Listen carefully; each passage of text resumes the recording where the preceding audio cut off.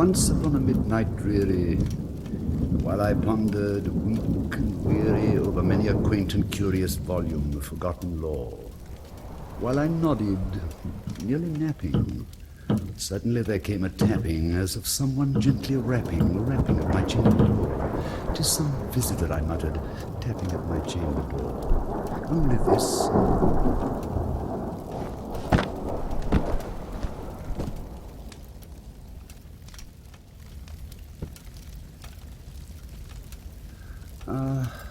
Distinctly I remember, it was in the bleak December, and each separate dying ember wrought its ghost upon the floor.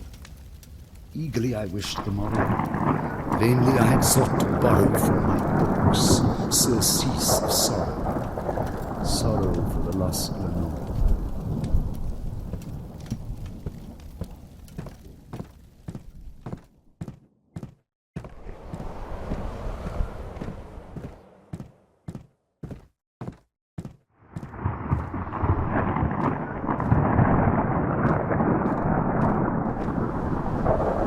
Rare and radiant maiden, whom the angels name Lenore, nameless here forevermore.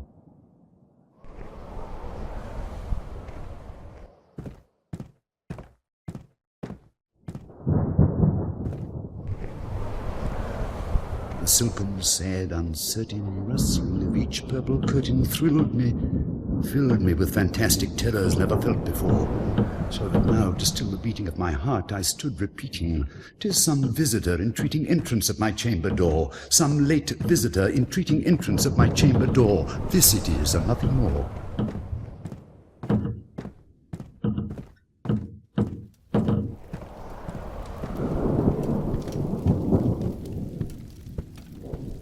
Presently my soul grew stronger, hesitating then no longer. "Sir," said I, "or madam, truly your forgiveness I implore, but the fact is I was napping, and so gently you came rapping, and so faintly you came tapping at my chamber door, that I scarce was sure I heard you. Here I opened wide the door.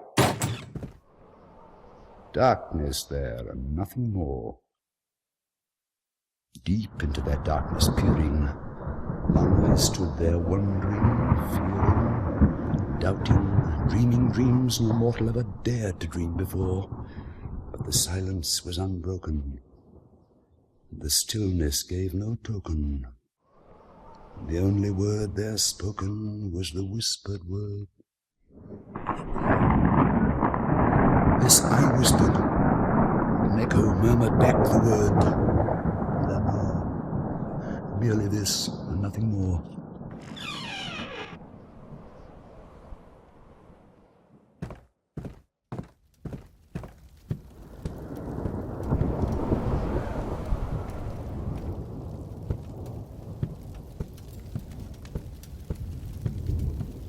Back into the chamber turning, all my soul within me burning. Soon again I heard a tapping, something louder than before. "Surely," said I, "surely that is something at my window, that is. Let me see then what thereat is, and this mystery explore. Let my heart be still a moment, of this mystery explore. 'Tis the wind and nothing more."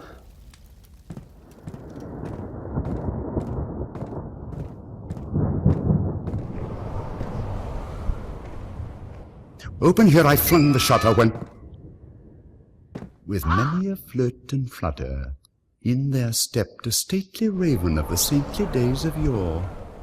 Not the least obeisance made he, not a minute stopped or stayed he, but with mien of lord or lady perched above my chamber door.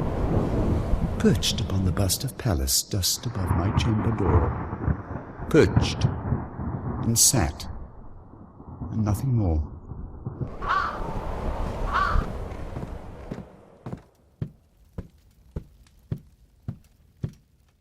Then this ebony bird, beguiling my sad fancy into smiling, by the grave and stern decorum of the countenance it wore. "Though thy crest be shorn and shaven, thou," I said, "art sure no craven. Ghastly, grim, and ancient raven, wandering from the nightly shore, tell me what thy lordly name is on the night's Plutonian shore." Quoth the raven, "Nevermore." Much I marvelled this ungainly fowl to hear discourse so plainly, though its answer little meaning, little relevancy bore. For we cannot help agreeing that no living human being ever yet was blessed with seeing bird above his chamber door, bird or beast, upon the sculptured bust above his chamber door, with such name as Nevermore. But the raven, sitting lonely on that placid bust, spoke only that one word, as if his soul in that one word he did outpour. Nothing further than he uttered, not a feather than he fluttered, till I scarcely more than muttered, other friends have flown before, on the morrow he will leave me, as my hopes have flown before. Then the bird said, Nevermore. Startled at the stillness broken by reply so aptly spoken, doubtless, said I, what it utters is its only stock and store, caught from some unhappy master, whose unmerciful disaster followed fast and followed faster, till his songs one burden bore, till the dirges of his hopes that melancholy burden bore, of never, nevermore.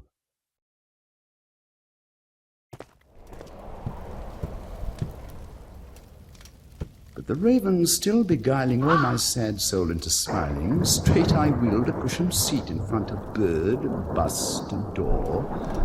Then upon the velvet sinking I betook myself to linking fancy unto fancy, thinking what this ominous bird of yore, what this grim, ungainly, ghastly, gaunt, and ominous bird of yore meant in croaking Nevermore.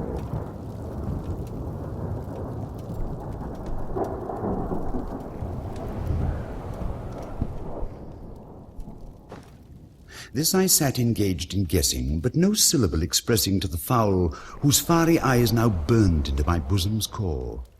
This and more I sat divining, with my head at ease, reclining on the cushion's velvet lining, that the lamplight gloated o'er, but whose velvet violet lining with the lamplight gloating o'er, she shall press.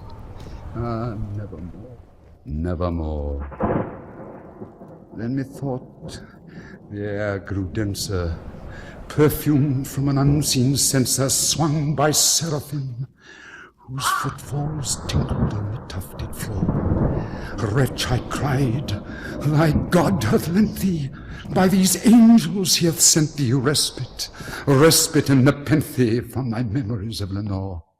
Quaff, oh, quaff this kind nepenthe, and forget this lost Lenore. Quoth the raven, Nevermore. Prophet, said I, thing of evil, prophet still, if bird or devil, whether tempter sent or whether tempest tossed thee here ashore, desolate yet all undaunted, on this desert land enchanted, on this home by horror haunted, tell me truly, I implore, is there balm in Gilead? Tell me, I implore. Quoth the raven, Nevermore. Prophet, said I, thing of evil, prophet still, if bird or devil, by that heaven that bends above us, by that God we both adore, tell this soul, with sorrow laden, if within the distant Aden it shall clasp a sainted maiden whom the angels name Lenore, clasp a rare and radiant maiden whom the angels name Lenore. Quoth the raven, Nevermore. Be that word our sign of parting, bird or fiend, I shrieked up starting, get thee back into the tempest of the night's Plutonian shore. Leave no black plume as a token of that lie thy soul hath spoken. Leave my loneliness unbroken, quit the bust above my door. Take thy beak from out my heart, and take thy form from off my door. Quoth the raven, Nevermore. And the raven, never flitting, still is sitting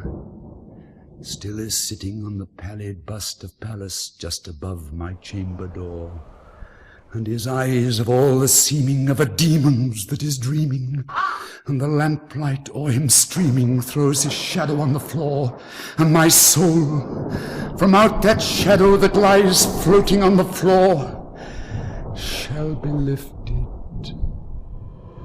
Nevermore.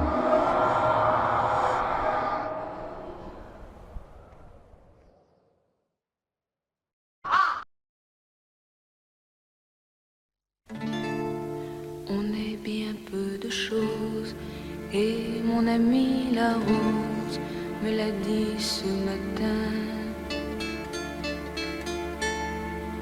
À l'aurore je suis née, baptisée de rosée, je me suis épanouie, heureuse et amoureuse, au rayon du soleil, me suis fermée la nuit, me suis réveillée vieille. Pourtant j'étais très belle, oui j'étais la plus belle des fleurs de ton jardin. On est bien peu de choses, et mon amie la rose me l'a dit ce matin.